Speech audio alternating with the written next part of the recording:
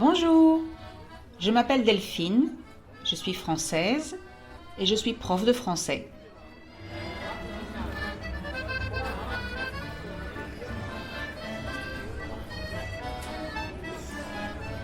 Je veux vous aider à parler mieux en français. Mais pour parler mieux, il faut aussi écouter et comprendre. Alors bienvenue à French to Go, un podcast tout en français où je vous parle de ma vie au quotidien.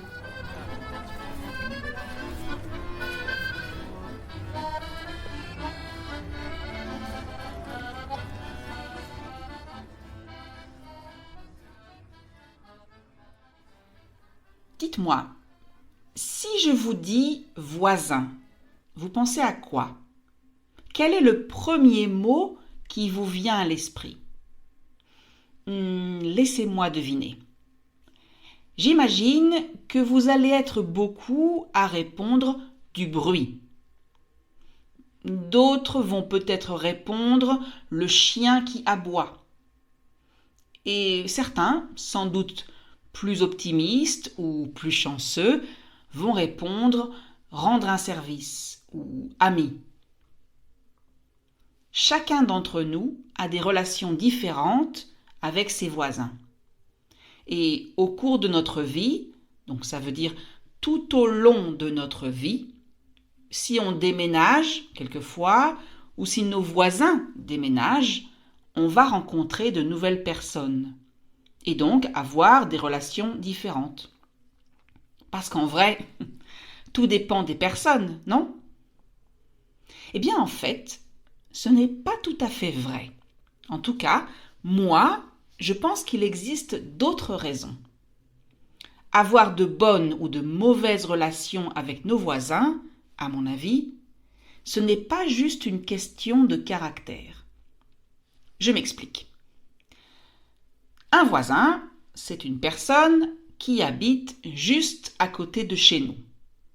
Quand on habite dans une maison privée, le voisin est la personne qui habite la maison d'à côté, qui peut être parfois proche de la nôtre ou plus lointaine, d'accord? Plus loin.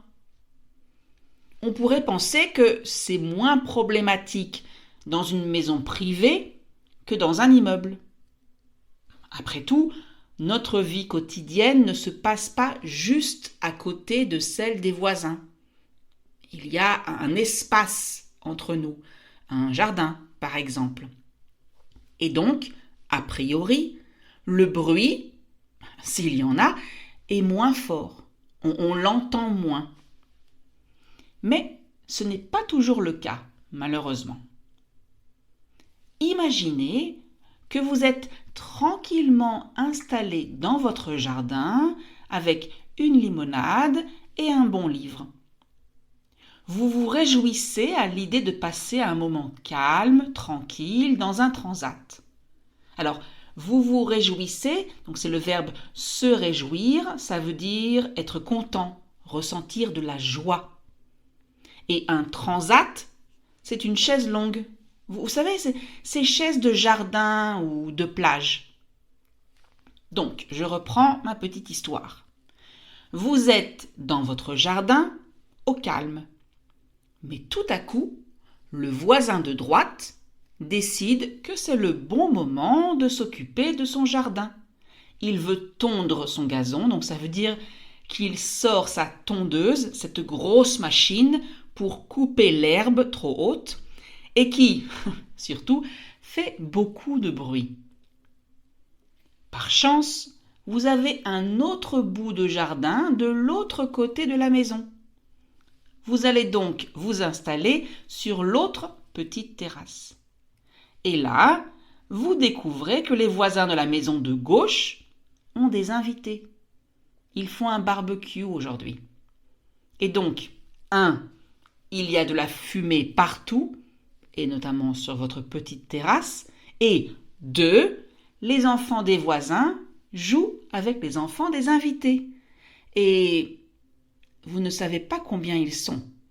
Ils sont peut-être seulement 4, mais en tout cas, ils font le même bruit qu'une classe d'école primaire juste avant les grandes vacances. Bref, vous n'avez plus qu'une seule solution, vous réfugier dans la maison. Et j'imagine qu'à ce moment-là, à ce moment précis, vous aimeriez bien habiter sur une île déserte ou dans un petit village des Alpes où le voisin le plus proche est à plusieurs centaines de mètres. Pourtant, vous aimez beaucoup vos voisins, ceux de droite comme ceux de gauche. Vous vous rendez service, vous prenez l'apéro ensemble de temps en temps. Ils sont très sympas. Mais voilà, votre programme ne correspond pas toujours à leur programme. Leur barbecue ce midi ne convient pas vraiment à votre envie de calme. Et le voisin qui tond son gazon n'a pas choisi le meilleur moment pour vous. Bon, entre nous, il n'y a jamais de bon moment pour que le voisin tonde son gazon. Ou alors, juste quand vous êtes sortis, quand vous n'êtes pas à la maison. Maintenant, imaginons que vous habitez dans un immeuble. Je vais être sympa. Je vous mets dans un immeuble à Paris. Vous savez, comme dans la série Emily in Paris. Un bel immeuble de la plus belle ville du monde, Paris. Un immeuble qui n'est pas tout jeune. Ça, c'est une jolie façon de dire que l'immeuble est vieux. Comme c'est Paris, et que les Parisiens ne sont pas très chaleureux, ça veut dire qu'ils sont plutôt froids, et comme les Parisiens sont aussi assez individualistes, comme dans toutes les grandes villes du monde, il est fort probable, donc il y a une grande probabilité que vous vous dites juste bonjour, bonsoir dans l'entrée de l'immeuble ou devant la porte de l'ascenseur. Je dis devant la porte de l'ascenseur et pas dans l'ascenseur, parce que je vous le rappelle, vous êtes dans un vieil immeuble de Paris. Il n'y a pas de place pour 2 personnes dans les vieux ascenseurs des vieux immeubles de Paris. Donc, le fait que vous ne voyez pas vos voisins, le fait que vous n'ayez aucune relation avec eux est peut-être triste, surtout si vous venez d'un autre pays ou d'une autre région où on est habitué à s'aider entre voisins, à boire un café ensemble, à se rendre des services, etc. Mais d'un autre côté, un voisin que vous ne connaissez pas, que vous ne voyez jamais, c'est pas mal non plus. À chacun sa vie privée, à chacun son intimité. Sauf que vous avez oublié, vous êtes dans un immeuble parisien. Il est peut-être très joli de l'extérieur et même à l'intérieur, mais l'isolation, ce n'est pas son point fort. Alors, l'isolation, c'est tout ce qui permet de protéger un appartement ou une pièce de la chaleur, du froid et du bruit. Et le point fort, c'est comme une qualité. Donc, l'isolation ne fait pas partie des qualités des appartements parisiens. Le résultat, vous ne savez peut-être pas comment s'appelle le voisin, son âge, s'il est marié, vous ne connaissez peut-être pas sa profession, son café préféré, son style vestimentaire. Par contre, vous entendez tous les matins sa machine à espresso. Vous savez quand il allume la télé et quand il regarde une série sur Netflix. Oui, la musique du début est tout à fait reconnaissable. Vous savez aussi quand il prend une douche, parce que vous entendez tous les bruits de tuyauterie. Alors la tuyauterie, c'est tout ce qui permet à l'eau de couler dans une maison. Si vous avez la malchance d'avoir votre chambre proche de sa chambre, vous savez également ce qu'il fait la nuit. Pourtant, votre pauvre voisin, il a bien le droit de regarder la télé, de prendre une douche quand il veut, d'écouter du Mozart le dimanche matin. Et là, Je vous ai juste parlé du bruit à l'intérieur. Mais vous savez, en général, dans les immeubles parisiens, mais aussi aujourd'hui dans beaucoup de constructions modernes, on voit souvent nos voisins par les fenêtres. Oui, les immeubles sont construits comme ça. Il y a souvent une cour intérieure, exactement comme Emily in Paris. Et donc, imaginez que vous êtes dans votre bel appartement parisien, vous faites la vaisselle dans la cuisine, vous regardez quelques secondes par la fenêtre et là, vous découvrez votre voisin dans sa cuisine. Un peu plus tard, vous ouvrez la fenêtre du salon et vous tombez nez à nez sur votre voisine, elle aussi dans son salon. Alors, tomber nez à nez, c'est comme tomber face à face, donc c'est comme si votre voisine est juste en face de vous et elle vous regarde. Pourtant, personne n'épie personne. Personne ne cherche particulièrement à vous regarder. Mais bon, le voisin est là, en face, et vous le voyez très bien. Encore une fois, ce voisin est peut-être très sympa, très intelligent, très poli, très respectueux. Dans d'autres circonstances, vous seriez peut-être de bons amis. Mais vous ne vous connaissez pas.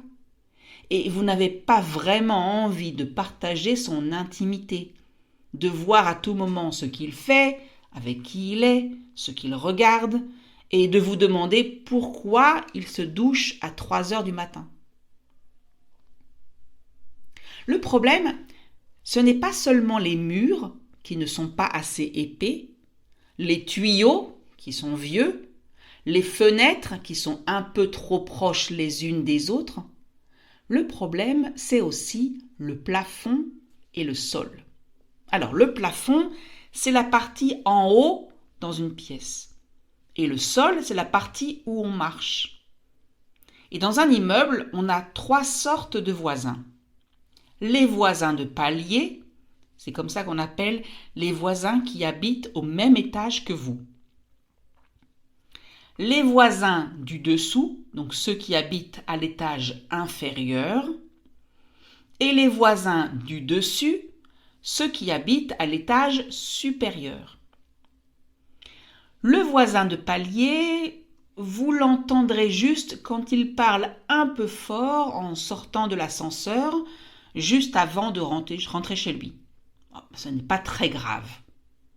Sauf s'il a un peu trop bu et qu'il rentre très tard en chantant. Le voisin du dessous ne vous dérange pas, a priori. Sauf si son balcon se trouve juste en dessous de votre balcon et qu'il a tendance à faire régulièrement un barbecue. Je pense donc qu'on peut se mettre d'accord, vous et moi, pour dire que le pire, le plus mauvais, c'est le voisin du dessus. Parce que si l'immeuble est vieux, et si le voisin n'a pas l'habitude de mettre des pantoufles, donc des chaussures pour la maison, vous risquez d'entendre souvent votre voisin, sa femme et ses talons, leurs enfants énergiques marcher ou courir au-dessus de vos têtes. Et s'ils sont un peu bizarres et s'ils aiment bien changer régulièrement la décoration de leur appartement, vous allez aussi entendre les déplacements de meubles, la nuit comme le jour. Un canapé qui bouge, une table qui va vers la gauche, un fauteuil qui se rapproche de la fenêtre. Vous êtes maintenant un expert. Vous voyez, il est possible d'habiter à côté de gens tout à fait sympathiques et pourtant la vie n'est pas rose. Même si notre voisin est sympa, ce n'est pas une raison pour entendre et savoir tout ce qu'il fait. Tout ça à cause d'une mauvaise architecture. Je dis ça, mais je sais bien que parfois, le problème vient vraiment du voisin, de la personne. Parce qu'il y a des gens qui oublient ou qui ne pensent pas ou pour qui ce n'est pas du tout important, que d'autres personnes habitent à côté. Oui, je parle de ces voisins qui laissent leurs chiens aboyer pendant des heures. Je parle de ces voisins qui mettent la musique à fond à n'importe quelle heure, peu importe l'heure. Je parle de ces voisins qui font des travaux chez eux et commencent toujours à 7 heures du matin, surtout le week-end. Je parle de ces voisins qui ont toujours des anniversaires à fêter, de préférence avec beaucoup d'invités et beaucoup d'alcool. Je parle de ces voisins qui laissent leur vélo dans l'entrée alors que ça bloque le passage.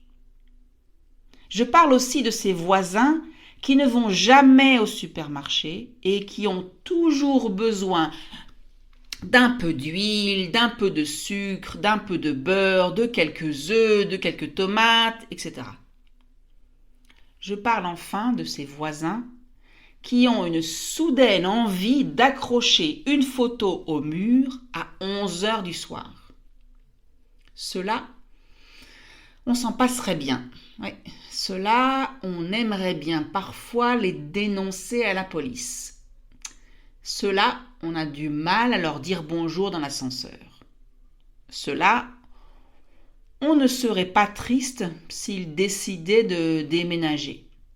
Mais voilà, comme par hasard, ce sont les voisins sympas, les bons voisins, calmes, tranquilles, serviables et polis, qui déménagent. Cela dit, comme le disait l'un de mes élèves, il est parfois préférable de rester avec ces voisins qui nous énervent de temps en temps, plutôt que de vouloir absolument qu'ils s'en aillent, qu'ils partent, qu'ils déménagent. Après tout, on ne sait pas qui va les remplacer. Ils seront peut-être pires.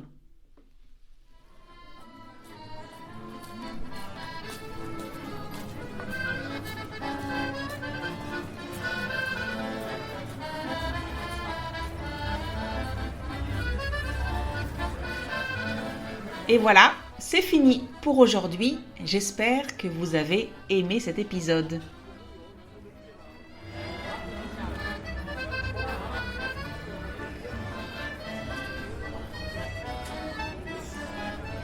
Comme d'habitude, le texte est disponible gratuitement sur www.frenchcart.com.